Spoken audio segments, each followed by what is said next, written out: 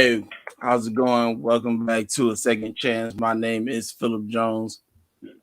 And I am Tafaro Cook, two-time kidney transplant recipient and founder of Kidney Care Coaches, where we coach stage 3 to stage 5 kidney disease. So today we have a very, very awesome show. We're gonna add a little spice to the show today. This wonderful woman has been on a number of podcasts and told her story. It's been very educational for people like myself, Mr. Cook, in the transplant community. We appreciate all the work that she does in a number of different ways. So today we have Alex Rosa here with us today. Alex, how are you? I'm doing good. How are you guys? Thank you for having me and Happy New Year to everybody. Thank you. Thank you for joining us. So I told you before, everybody knows how we are on this show. We're here for the guests. So we're gonna go ahead and make that transition to you. The floor is yours.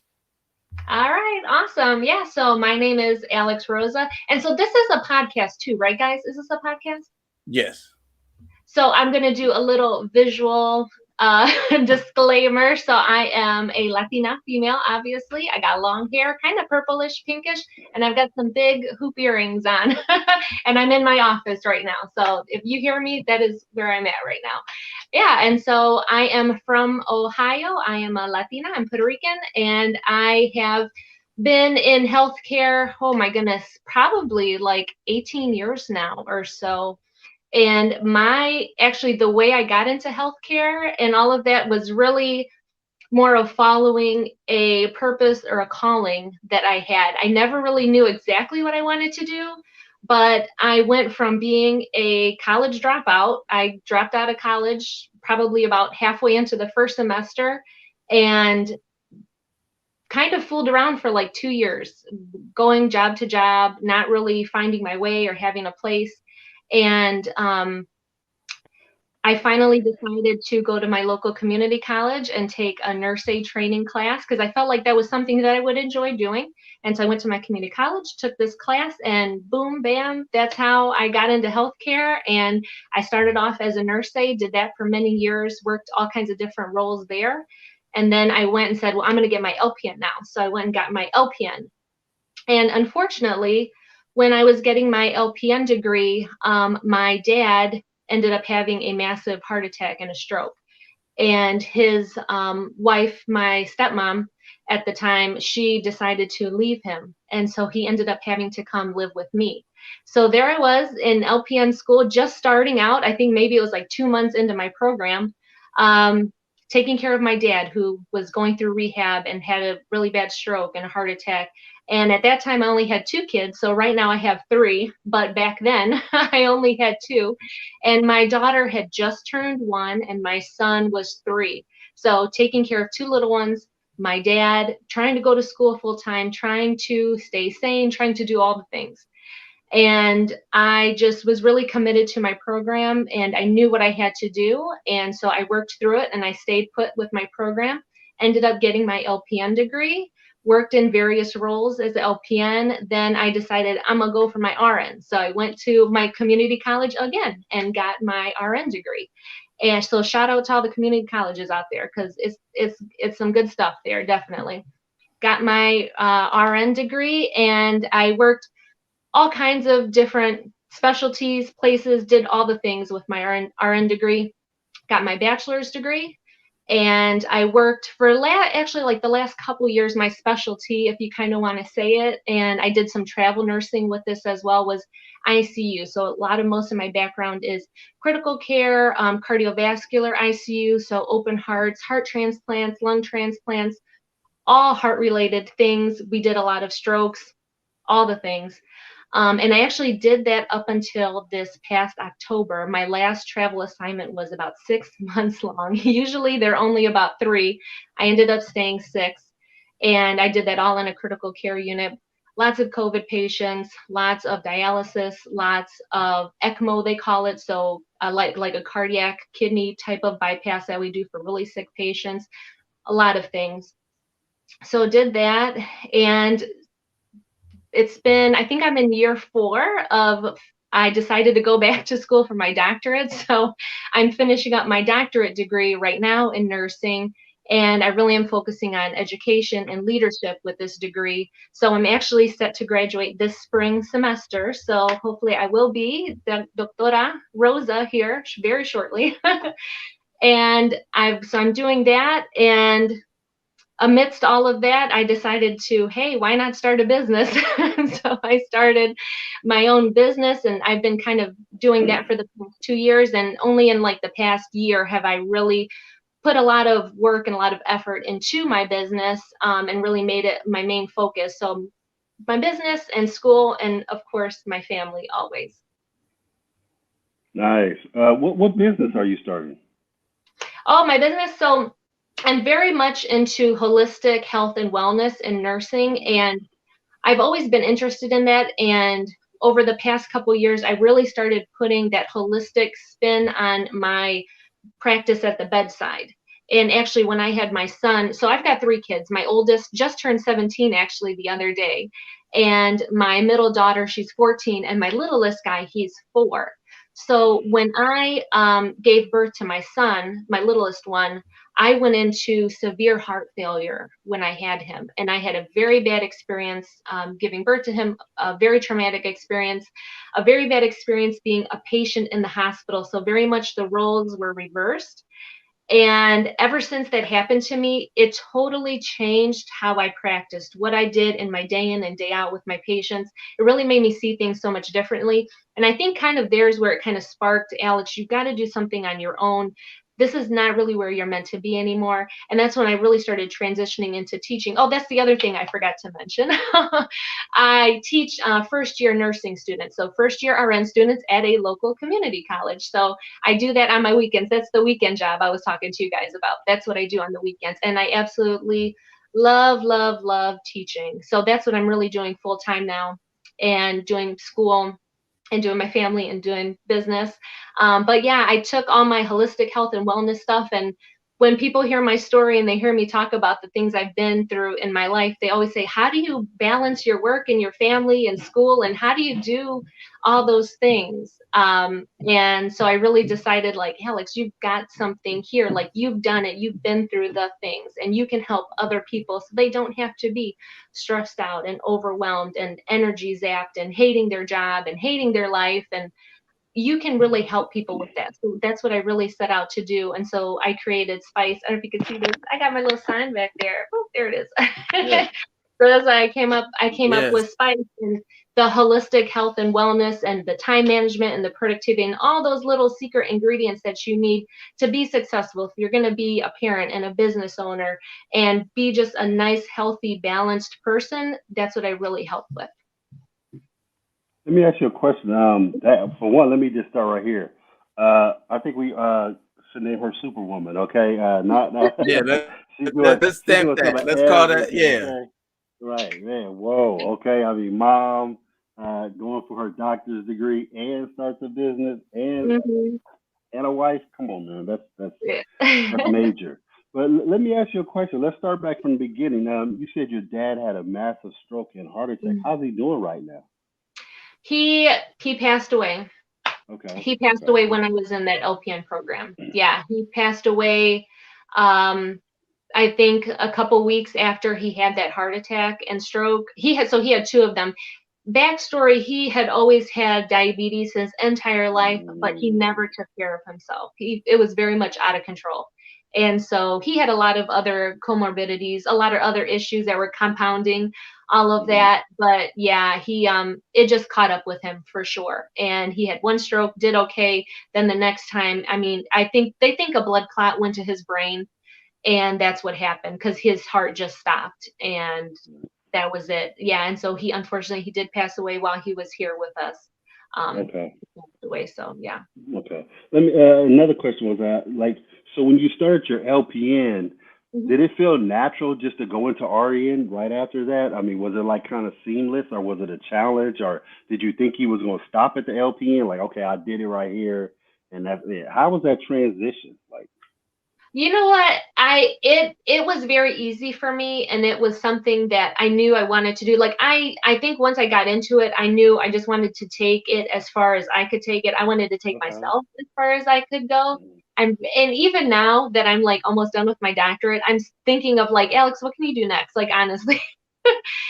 And it's just how I am. But just because I love learning and I like learning new things and trying new things, and even if it doesn't work out, I'm still because it makes life exciting. It spices life up if Right. you are constantly in that kind of mode. And I've just figured out how to do it in a way that works for me and works for my family.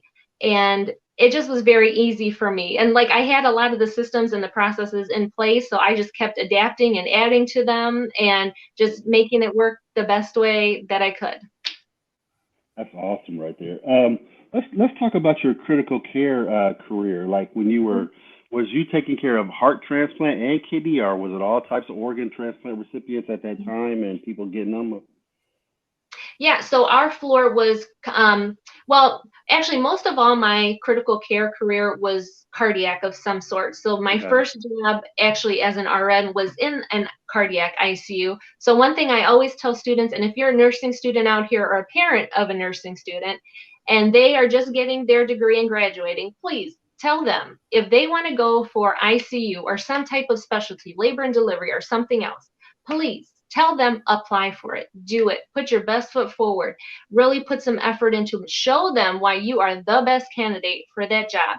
They will hire you. I get so upset and frustrated when I hear people tell new nurses that this is the kind of job you're going to have and you're going to have to work nights and you're going to have to do this. No, doesn't have to be like that. So side note, if you're thinking about that, just go into it. And that's what I did. That was my first RN job. I went in straight and got into the cardiac ICU. So at my first job, we did a lot of when people had heart attacks, we did the heart catheterization. So Hmm. before and after, took them to the procedure, got them after, took care of them, through, did all the things afterwards. Um, and then when I switched over to travel nursing, it was a little bit more intense where it was open heart surgeries. So it was a heart lung unit, they called it. So Hmm. heart attacks, heart transplants. We did open heart surgeries. We did lung transplant, lung lobectomies, so removing parts Hmm. of the lungs. Lots of dialysis patients. Let me tell you, lots of dialysis patients. And especially with COVID, we started seeing so many young 30, 20-year-old patients in the ICU with cardiac problems, which was new because all the years I did ICU, we never used to see that young of patients. So Right. they were coming in with post-COVID complications, which then turned into them needing dialysis because the heart stopped functioning properly. So then they ended up having to have emergent dialysis. So we were doing that and running dialysis on those patients and the whole education game of, well, this is what's going to happen to you now while you're here in the hospital and having to explain all of that. So a lot of those Mm. patients, a lot of the infections, diabetes. Oh my goodness, everybody and their mama had diabetes and Yes. doing that and insulin drips and doing Hmm. usually a lot of infections associated with that. But we did surgeries, belly surgeries, all kinds of things would end up coming to us, especially after COVID and they were moving lots of patients around. Got a bit of everything. Right. Is now this is you said you did travel nursing too, which is Mhm. let me ask you something. When you go into like when you like I never asked a person who I know did travel nursing this question. It just came to my head. When you go into a new hospital, do you have to like learn real fast like how they do their things? Or is it kind of almost like the same every hospital or like how is that? So, great question. Great question. So, with travel nursing, you have to at least worked full time for 1 year at a hospital at doing that type of specialty. Whatever job, like when you go for travel nursing, they ask, "What's your specialty?" So, where have you had the most experience? Where have you worked for at least the past year? My recommendation to new travel nurses, if you're thinking about doing this, is to, I would maybe even wait till you've had at least 2 years experience working full time somewhere in a specific area. because I have done this for years. I know firsthand. I've worked at several different hospitals, several different types of environments doing ICU. I even did a little bit of some outpatient stuff where we were doing colonoscopies and endoscopies. So putting people to sleep and then waking them up and sending them home. So that was a whole different thing. But if you're going to go into travel nursing, please have at least 2 years of experience doing one type of nursing, because literally the one of my first travel jobs, there was zero orientation.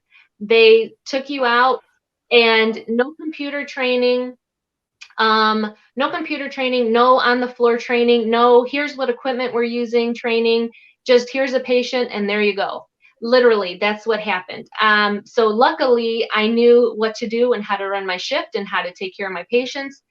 And I mean, that's a lot of trust they put in you. That's your Right. license on the line. That's somebody's life on the line.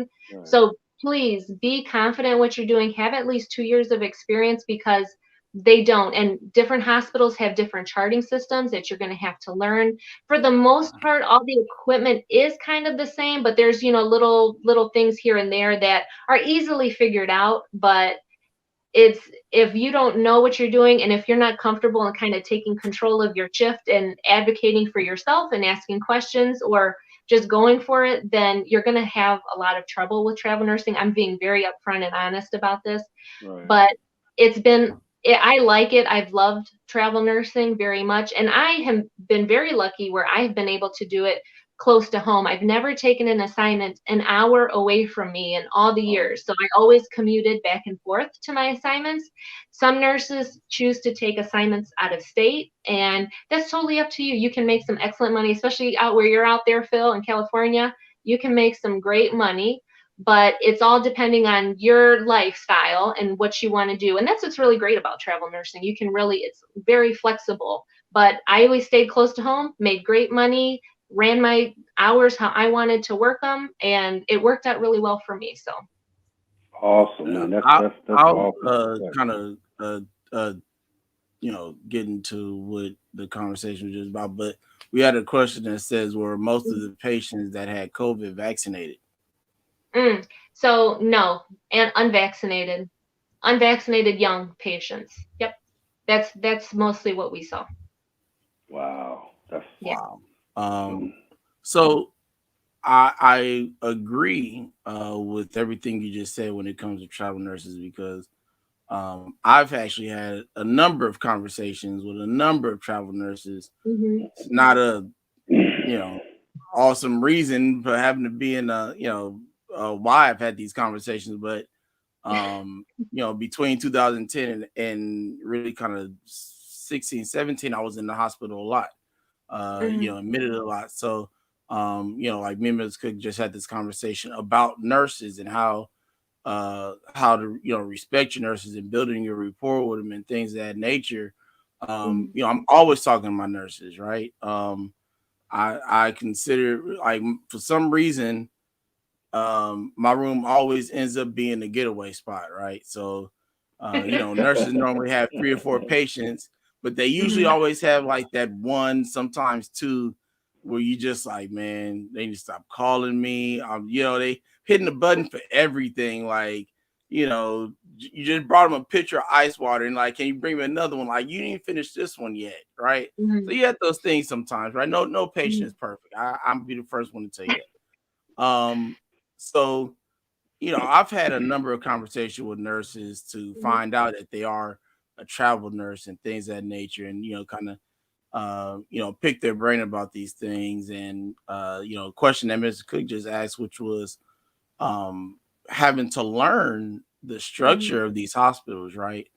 Hmm. And so my question pertaining to that, before I get to the question that I want to ask you, is how do you build your mindset for something like that to be able to adapt? Like you said, usually um you're gone, 3 months, right? But you had Hmm. to do 6 months, right? So Hmm. if if you're going, let's say every, uh 6 months, right? The 3 months that you're gone, plus maybe 3 months of wait time, however many long the wait time is in between you leaving and then your next job. How do you set your mind up to be able to learn that structure of that hospital that you now have to work at, from something that you just learned not too long ago, Mhm. and have to keep learning them because they're not none of them are exactly the same. Mhm. So it's not like you'll leave one hospital knowing how this structure is, and then you go to another one and it's the exact same one. You're going to have to Mhm. uh, learn a different structure of how that specific hospital is. So how do you Mhm. get your mind ready for something like that when there are completely different rules for each hospital? Mm. Yeah, that's a great question. Couple things I can say on that. I have always noticed that travel nurses always have like a certain kind of attitude about them. And one thing that you really have to keep in mind if you're going to do travel nursing is that you need to be very flexible and open-minded because every place is different. And one way is not the right way. There's always many ways to go about doing things. And it is, every hospital kind of has its own policies and its own procedures in place. So you as the nurse come with a certain set of skills. Like you come with what you got, all your years of experience and your hands-on clinical experience, your emotional experience, everything. You come to the table with that.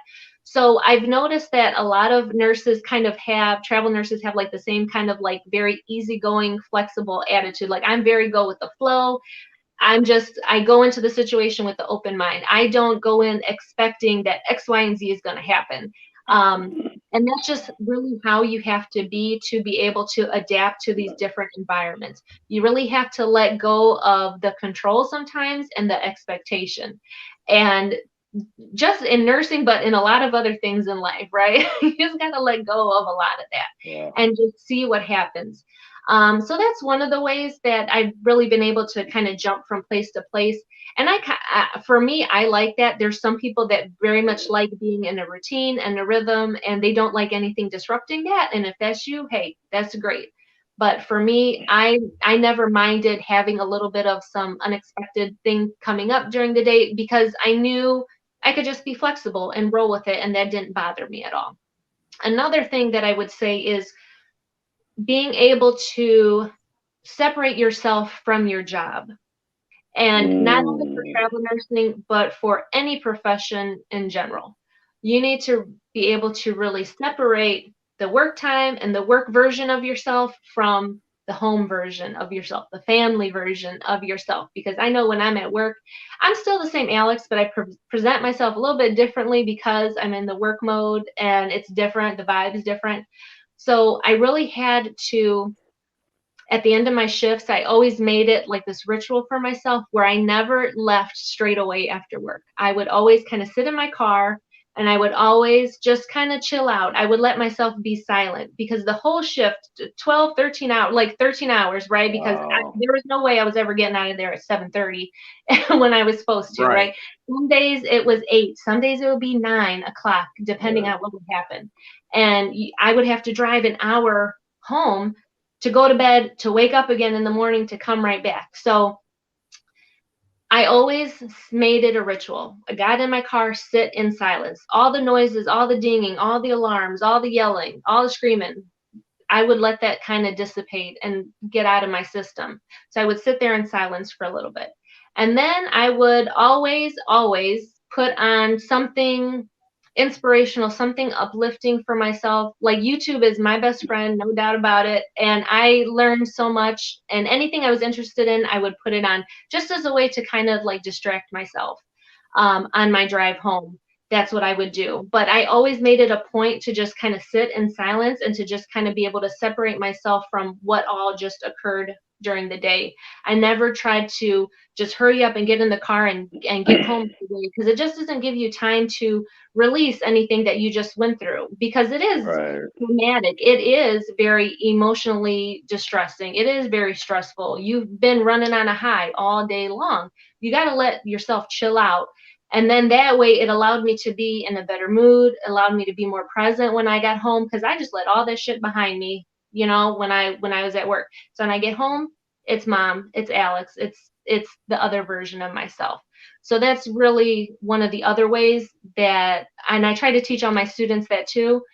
That's really one of the ways where you can be able to work so long in this profession. You got to have some skills like that if you're going to stick in nursing or anything like this for a long time. Phil, should we go to commercial? Yeah, I'm asking my last question until, yeah, I can see your gears turning, Cook. I've learned over time when he start making certain faces and zoom in, he got things going. So, which is always a good thing for us. So, but so before we go to this, my question really, what I want to get into, and this is kind of was what I've been thinking about since the beginning, which is you made the decision to go back to school after dropping out of college, right? Mhm, mhm, Um, how do you get, a lot that I think about is mindset stuff. So where do you make that change, that 360 evolution, right? Where you went from school's not for me, I'm done with school, or whatever it was that you were going through that made you say, mhm, forget school.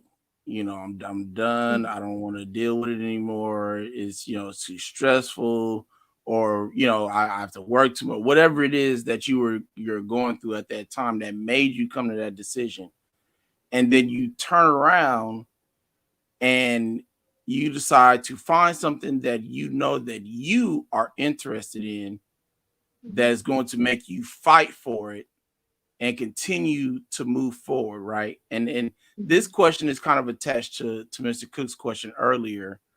With did you set a goal for yourself, like, when I get this, I'm done, or did you say, I'm taking this to the highest level that I can take it, which puts you in kind of two different zones, because mhm, you have to think completely different to say that I'm gonna start here and I'm not gonna stop, mm, compared to this is over.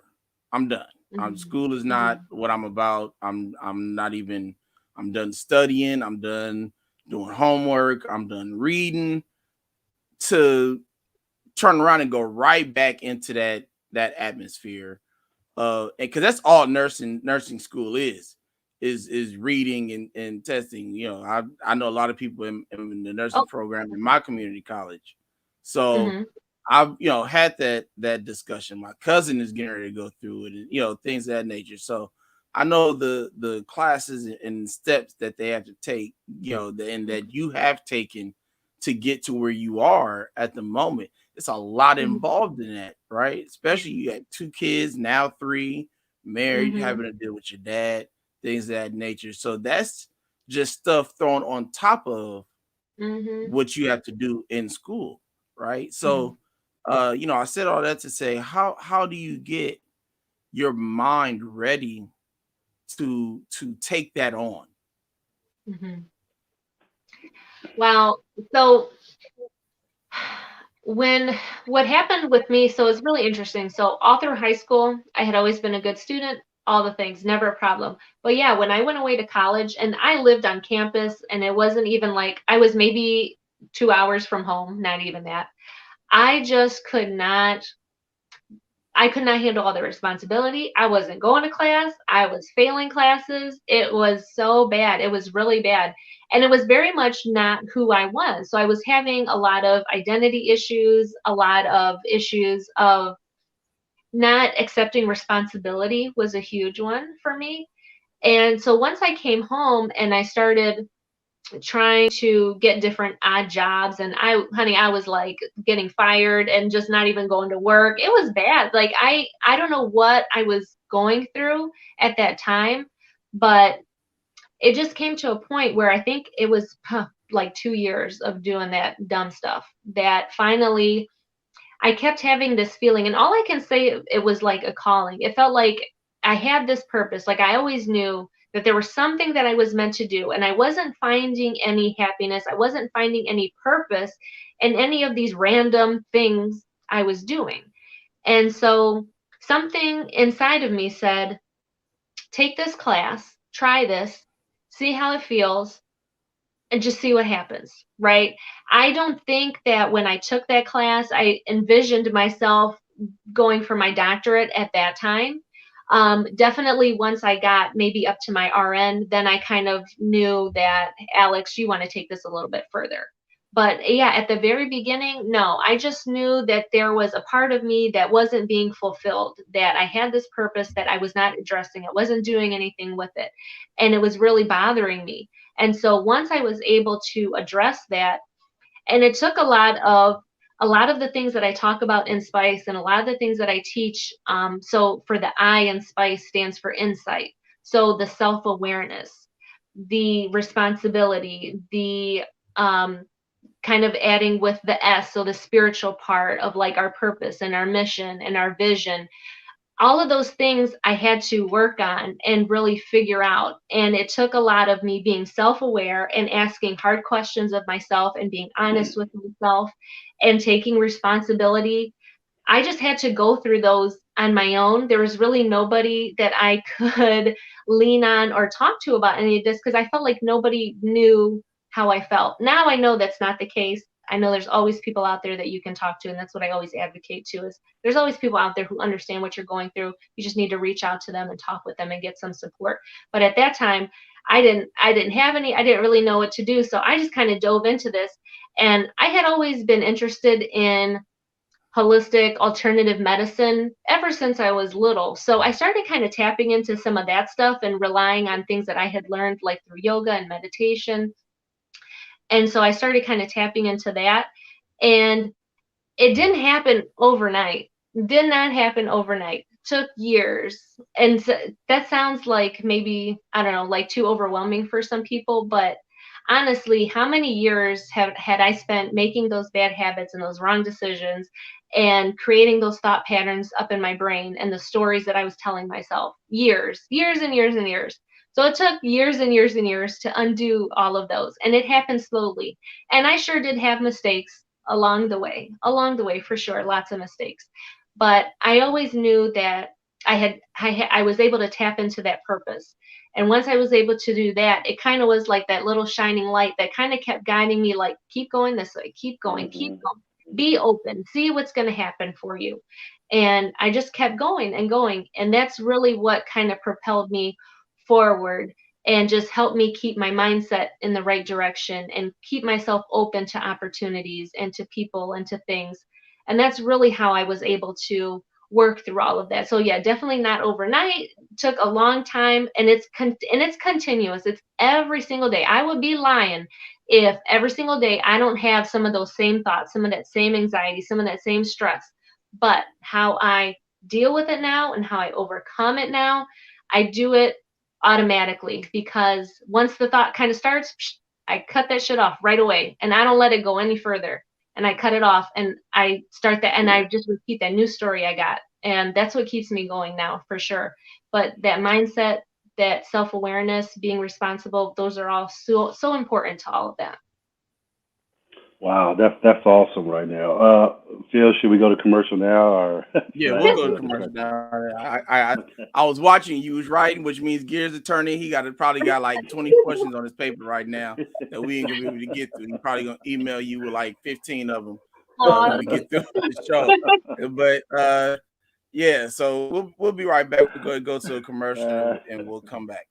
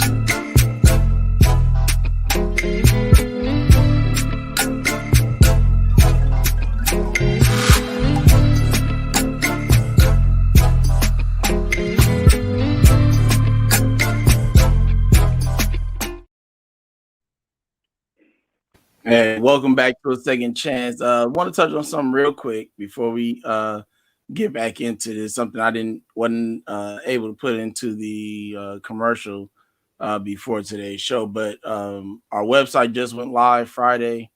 Very excited about that. Took some time to to build that. It was something that I think is needed for what we're doing.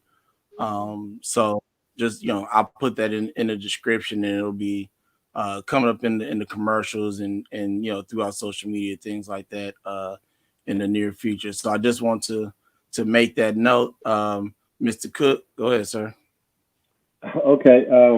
I wanted to switch gears because this was the question that I wanted to ask, and this could be the second part of the show. So, and I want you to expand and talk about this. What was the main thing you learned as a patient having your last child, and taking yourself away from the professional side, putting you on some of our side, and what was the things you learned? Let's talk about The biggest thing that I learned was the feeling of loss of control, of being kind of at the mercy of everybody and everything else, and not being in control of you, not being in control of your body, not being in control of what's happening to your body, even though like you have a say, but still, it's just it. And I had with all of my other pregnancies and all my other kids, I had them all naturally. I didn't have any pain medicine or anything. I had all my kids naturally. Then with my third, I was considered a grandma mom because I was 34 when I got pregnant and 35 when I had him. So I was advanced maternal age, and so they had me do all these other special precautions. And I always had like a midwife, and I always did all my other births very naturally.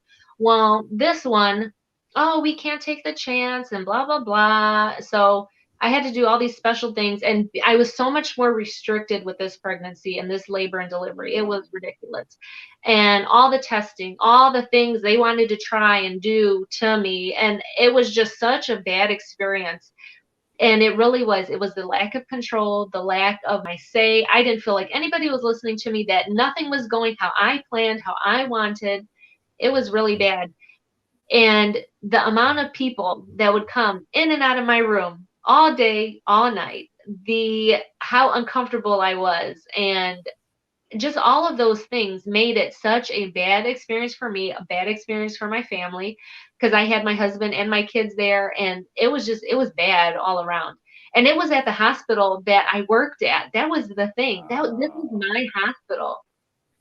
And this was happening to me, a nurse, as a patient. And it was so eye opening, so eye opening. So I always tell my students this story too, because how I changed how I practiced after this was I really treated each patient's room like is the room in their house, because this is where they're living right now.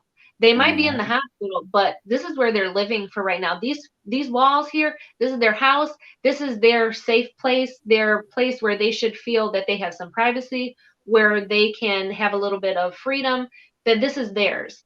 And I think too often as healthcare providers, we get so used to thinking, well, they're in the hospital and I'm just going to do this and this and this. I'm going to come in and out the room whenever I want.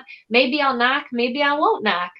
Like Mm. those little things get lost Yeah. in the day to day, the hour to hour, the year after year. People get so out of practice with just those little basic, um, what do I want to say, manners. Yeah, Those little manners, things right. Right. can make Hmm. such a huge difference. So now and this is how I teach all my students too going forward. You really need to structure your day around what's going to be most comfortable for your patient. If you know they're going to have family coming, do X, Y, and Z before family comes so they can have that time to be together without you coming in and out. Right. Structure your day around what you know is going to happen for your patient so that they can have those nice stretches to get a nap in, to get some sleep, to relax, to watch a show uninterrupted. Like those little things, right? Get so lost in the day to day. And that's what I really try to teach my patients is work your time, work your day, work your schedule in a way that's going to benefit your patient. Try to do as much as you can at once so you only bother them one time. and you can let them have some time to relax, because you're not the only one going in there for the next 12 hours. Everybody and their mama's trying to go in there. So please Right. do your best to limit the amount of time that you need to be in there and do things to them. And talk with your patient and bring that holistic part in. Know what's going on. Know who the names of their kids and their family and their dog and their cat. Like, those little things go so far in Right. building a relationship with your patient and making them feel comfortable, because all that shit was lost when I was a patient.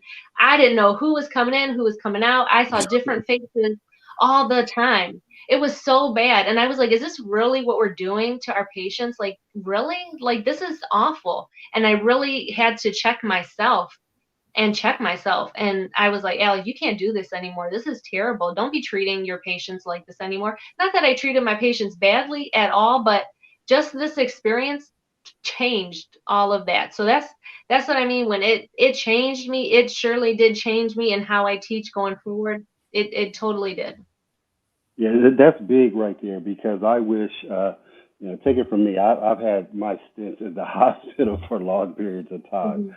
and I wish that some of the doctors and nurses could take the opposite role and see, feel the other side and know what's Mhm. going on. Bella has a question right here. Let's get this question. It says many women have difficulties with low self-esteem, which hinders them from being more productive and successful. I like you. I like you to strive to. I like you strive to be a template for them. You're doing a great job. That's what she said. You're right, Oh, Bella. She's doing a wonderful job. thank Yeah, you, that's Bella. awesome. I appreciate that. Thank you. Yes. Now, another question I have for you was, I hear you talking about yoga, meditation, and I'm a big yoga proponent and meditation. So, what year did you start your enlightenment journey? Because I know Mm. it seems like, for me, it was like 2017 where somebody gave me a book and it just took me Mhm. on to a whole nother Mhm. journey.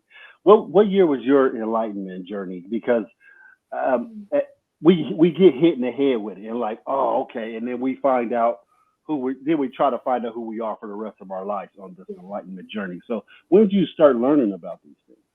Like I said, I had always been interested in it from a young age. I had always been into books and going to the library, and it just was one of the things that I was just drawn to for whatever reason. So I was like, when I was younger, I was like, oh, I'm going to try being a vegetarian for a little bit. And I had read all this stuff about it. And honey, my parents looked at me, they're Spanish. They looked at me like, what are you talking about? Like, I'm not going to eat vegetables. Like, what? Right, right, So that was out the window. And so just all those things. And yeah, I would talk about yoga and I would talk about meditation and I would talk about all kinds of different things. And they would just look at me like, what are you? And I could never relate to nobody because nobody I knew was like into any of this kind of stuff. So it was like really lonely, definitely a little bit kind of like an outcast with all those things growing up.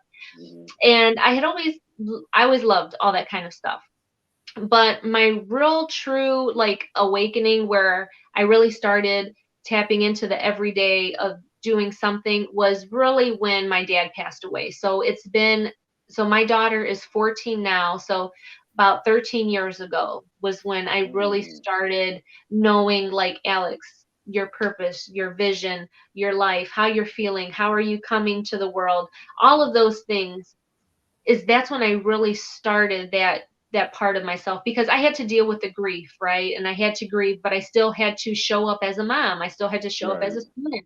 I had to right, show up as a nurse. Like, I still had to fulfill all of those roles. And I don't think without a lot of those resources and a lot of those teachings and a lot of that influence, because we get stuck in our bubbles, and that's what I really hope to help people pop that bubble of the people that you're around and the stories that you're told and the way your life is supposed to look and supposed to go. No, it's limitless. It can be unlimited for yourself, right, and you just got to right. pop that little bubble. And so once I did that, and I just kept learning more and more, and not just learning, but practicing it, implementing it Yes, into yes, everyday life. That's really the secret. Like, you can learn all you want, honey, right? You can learn all you want, but until you start putting something in place for yourself and for your family, that's what I really had to do. And it was just step by step by step. Like, it doesn't all happen in one day, like we said earlier. right. It's just step by step by step. And so yeah, it really was probably about 13 years. And it was, to be 100% honest, it was a combination of learning like a lot of that alternative medicine and holistic health. It was definitely a lot of that, but it also was getting in touch with, so I'm Catholic by faith, and getting in touch with that part of myself as well that I had neglected for a long time. And I really had to turn to that as well, to my faith as well. So it was a combination of the two. Okay, that's great. Thank you for that. A question right here I have for you is with spice. Now I know that did your your awakening lead you to spice, Mhm. and can we talk about that? Can we expand on how that led you to spice and what spice about right now? Can we talk about that? Oh yeah, for sure. Yeah.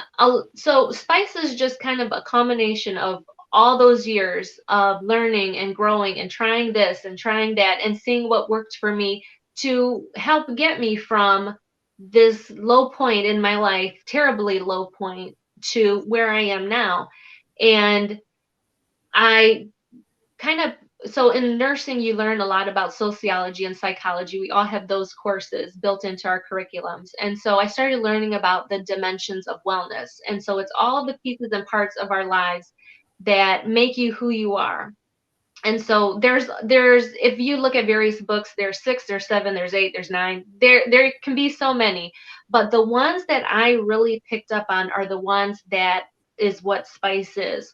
So the S stands for the spiritual part, and the and spiritual, not just meaning like faith or anything like that. It's all parts of like your spirit, your wellness, your vision, your mission, the purpose inside of you, all of those things. That's really what the S is. And the P stands for physical, so our physical health. And so I had a lot of physically health challenges that I had to come over.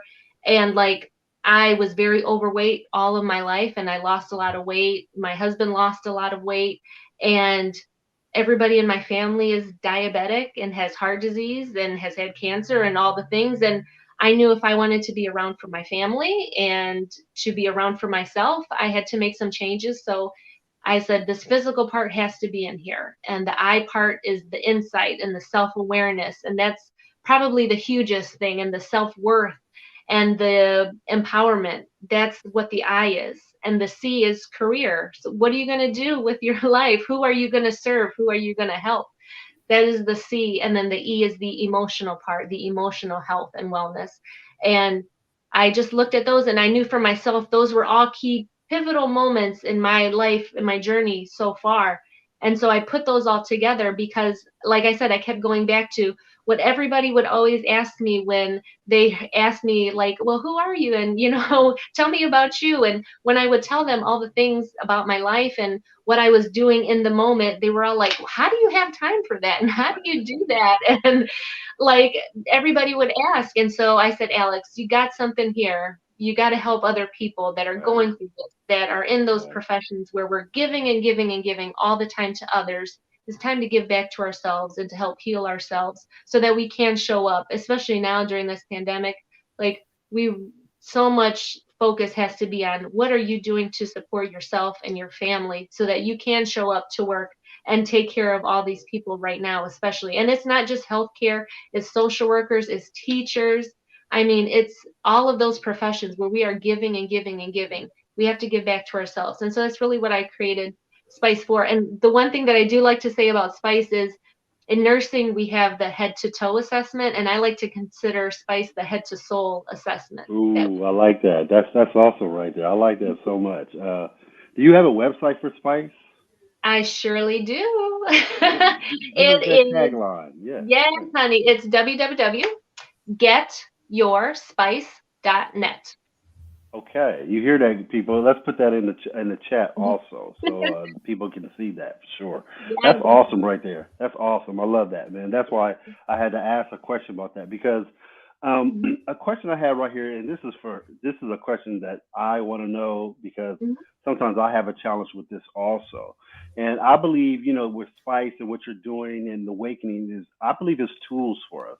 We have to use these tools to get us out of certain challenges in our head Mhm. because sometimes I have to understand. Sometimes I have to tell myself, "Farrell, you're not your thoughts. You're not what you're feeling. You're because I can let my thoughts take me somewhere else." So how do we release some of our negative beliefs that aren't serving us in our lives? Mm. So what would you say about that? Like, what would be a tool that we can use to release some of the negative beliefs? Because some of the negative beliefs, they aren't serving us anymore. They might have served us at one point in our life, but they're not serving us now. So what would you tell our audience, about some of those things like that, how to release those? The one thing I would say, and it sounds so old fashioned, but I always say to write things down. And what I would Okay. say is get a piece of paper, get a pen, and really, really lean into those negative beliefs. And Mm-hmm. every time they hit, Mm-hmm. you write it down, you acknowledge it. Don't try to cover it up or make an excuse for it.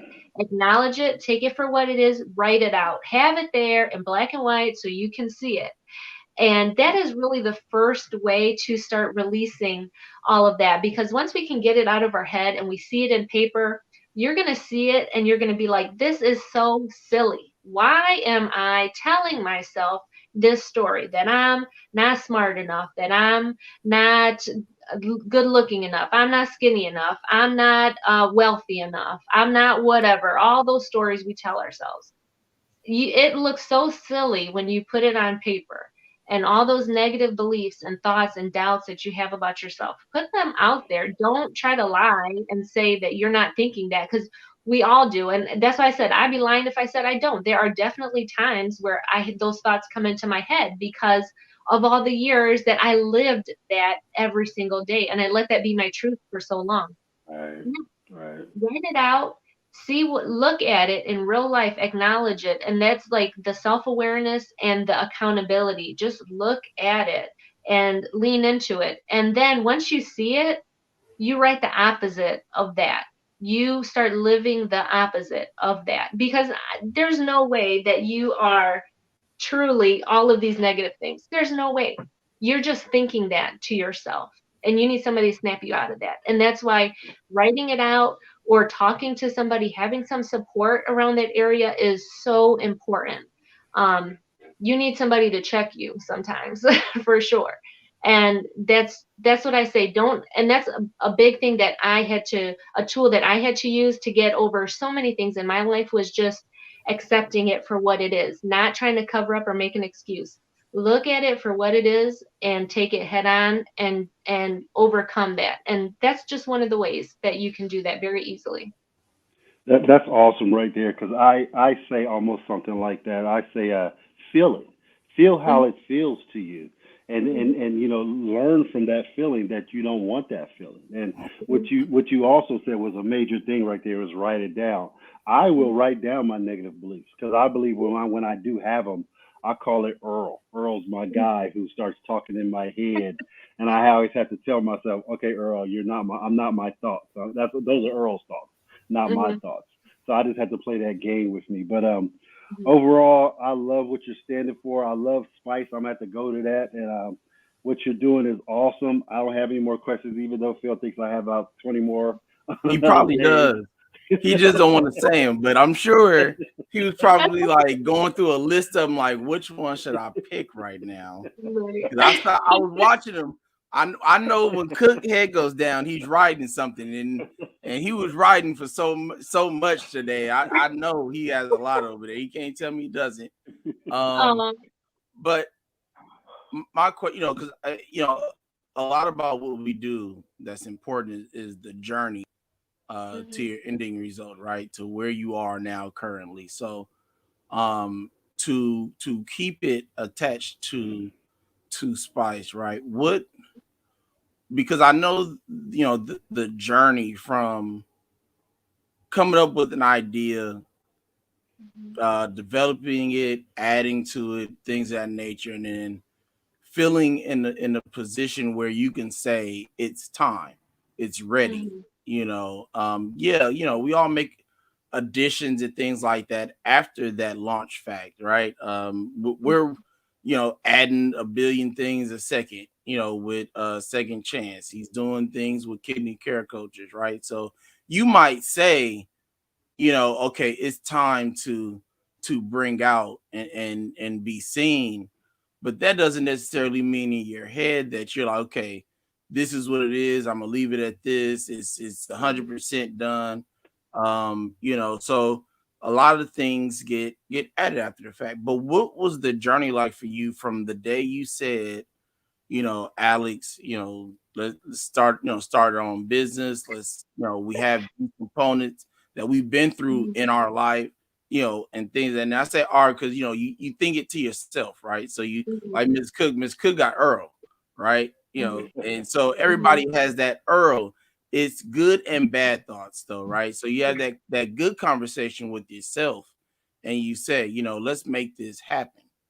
Mhm. So what was the journey for you like to go from the thought process of wanting to have your own business Mhm. up into the point of when you said, all right, it's launch day, it's ready, spice is ready, Yeah. I've done everything I can to make it presentable right Mhm. now, right? You don't want to take too much time to come out with it, but you want to take as much time as you need to make sure that it's, if nothing else, presentable and able to catch fire and keep going, right? So, what Mhm. did you have to go through to make sure that you were ready at the point where you said, spice is here? Mhm. Wow. I feel like we could have a totally other show on the whole business part of it because man, I I have been through so many firsts in my life, like first going to graduate school, first going to get their doctorate, first starting a business, like all of those things. So I learned all of this on the fly and literally like when I say YouTube is like my best friend, it is because so much I learned from YouTube and actually so much I learned from my local community college because they have a small business development center there. And honey, I tapped into all of that free stuff that they had there. Yes. And it's so much good stuff. And Yes. they really want to help you succeed. And so I was like, yes. And so I just knew that I needed to learn some things definitely if I was going to have a successful business because I knew that this is something that I wanted. So there's a quote that I love and that I apply to everything. And it says, start from wherever you are with whatever you've got. And Yeah. I didn't have nothing, but I still started. And I knew that there was a message I wanted to send to people and a way I wanted to help and serve other people. So I just did it. I started with whatever I had. And it was literally just my phone and like YouTube and Google, and that was it. That's what I Mhm. started.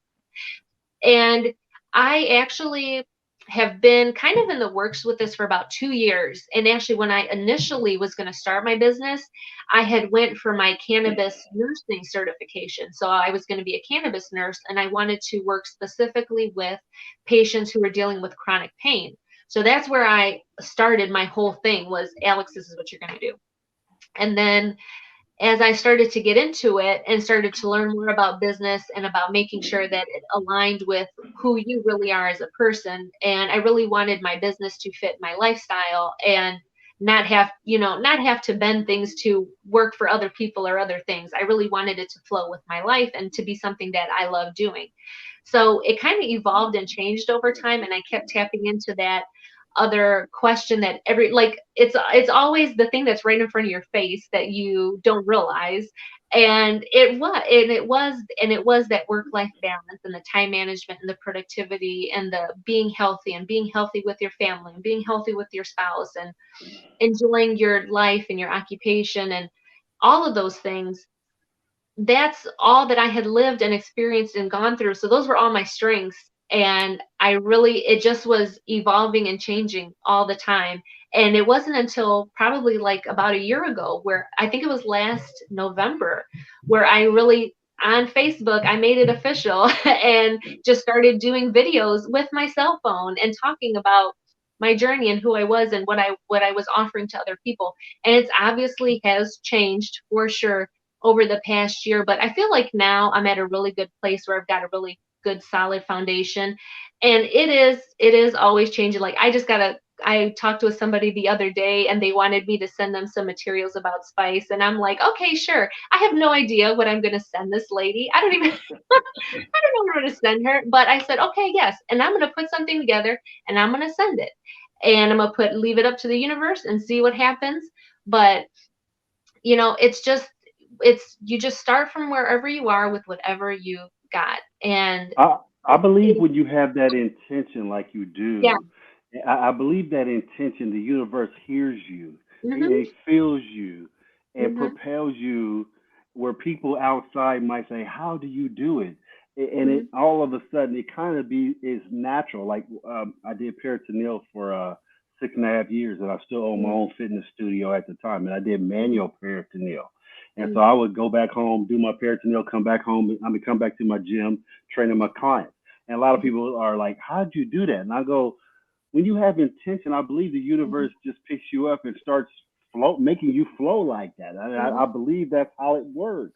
And when we hear people do these amazing things, I think they get, that intention and set their mind like, hey, I'm going to do it. And the universe fills them and it Hmm. allows them to do it. And we sit back and we go, oh, that's awesome. But I think we can all do those things. We can all Yeah. tap into these things and do Exactly. Yeah, exactly. And it's about being intentional. You put that vibe out there and you let people know. I know I've heard that thing about moving in silence and stuff. I have heard of that, but sometimes it's just you have to be able to hold yourself accountable and sometimes, and I'll it. admit for Hmm. myself, like I got to tell people Hmm. I'm going to do something so that way I I do it. Right. And like I was very hesitant. I'm being so real right now. I was very hesitant about wanting to do that daily show that I do and then starting my YouTube channel. I was like, I knew I wanted to do it, but I never like took that step where it was going to happen. And then so finally one day I said, Alex, just make a flyer or whatever and put it up and just say, this is where you're going to be and this is what you're doing. And I did it. And so now I have to do it because I put it up there. And Right. but it's the thing that I had to push myself to do. Like I knew I wanted to do it, but I had to hold myself accountable. I had to put it out there and let it be. And now it's what I should have been doing this entire time, but I was holding myself back. So once I allowed myself to commit to that and do it, I'm doing it and I'm gonna keep doing it. So yeah, putting that out there, putting stuff out into the universe, it will work for you because I know, honey, I feel and I'll be honest right now too. I'm very like real with people. I feel like something so big is coming for me. Like I'm so excited. Like I feel like something huge is like so close right Yeah, now. And man, right. I'm just putting myself out there right now Yeah, to be able to receive whatever's gonna come. I'm ready for it. that's beautiful, man. That's beautiful. Phil, I am done. Wonderful, wonderful, wonderful interview. Thank you so much. I'm glad you embraced us with your energy. We appreciate it so much. I feel the love. Oh, Thank you, thank you, thank you. you're Phil, welcome. take it, dog. It's all you.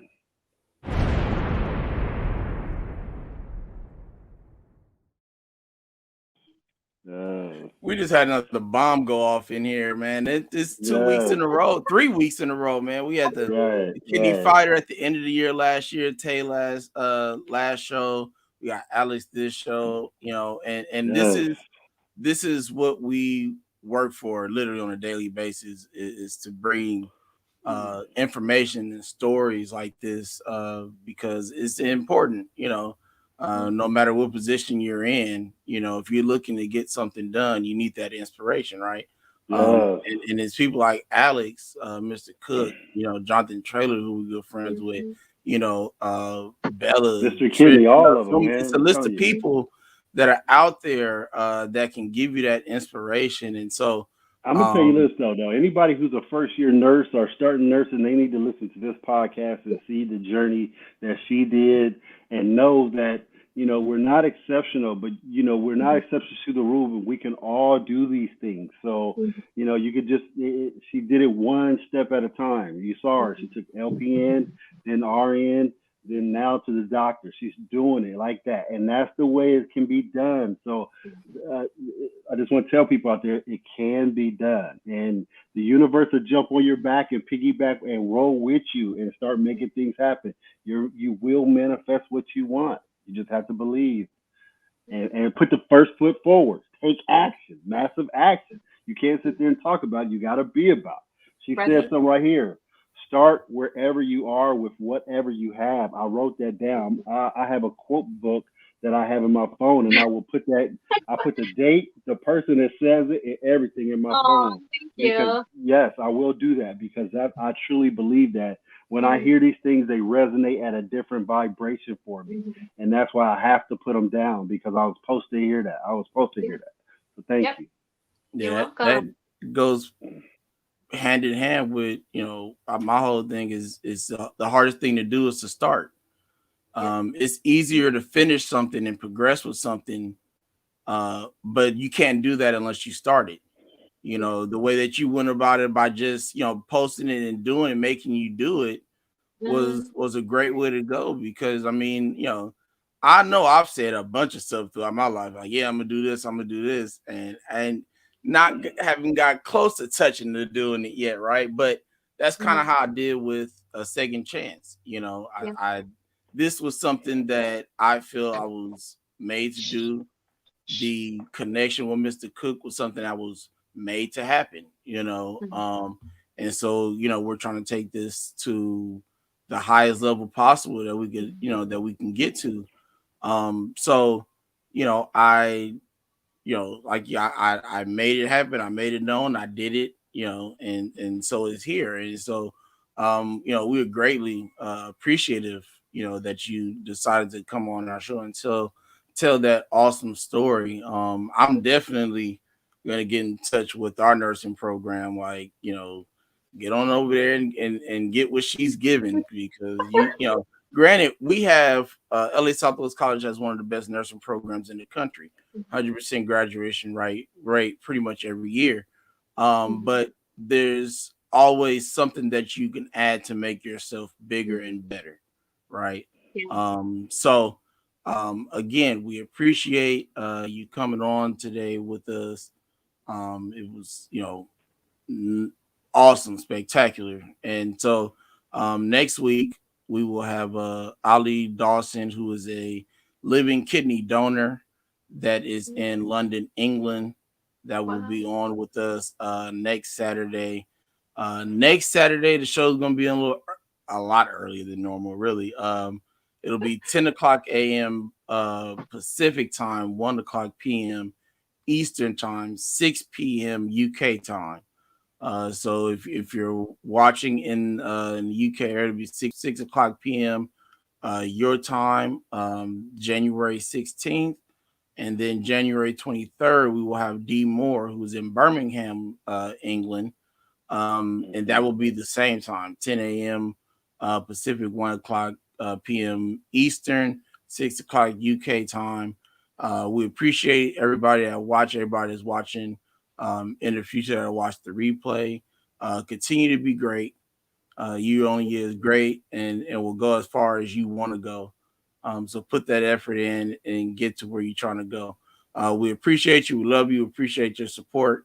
Have a great week. We will see you tomorrow morning back here on the Second Chance. Uh, have an awesome night. Bye. Thank you. Thank you again. Appreciate it.